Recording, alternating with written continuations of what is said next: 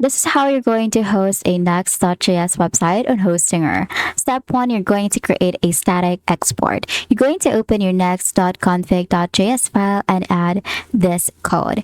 Now, another thing is you're going to run npm run build into your terminal. After building, a folder named out will appear. This contains your static website files. Now, you're going to set up Hostinger and domain. Now, set up or sign up for Hostinger shared hosting plan. Premium is recommended for free domain and better value.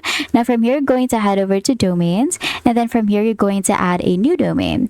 Now from here, you can either register a new one or connect your existing domain by updating name servers to Hostingers. You can do a get a domain or transfer once again. Now from here, you're going to open H panel, again, then go to File Manager. We're going to head over to manage our domain name, and then from here, you're going to go to File Manager. Now you're going to click on public._html, upload all the files from your out folder, not the folder itself, and then once uploaded, you're going to visit your domain. Your site should now be live.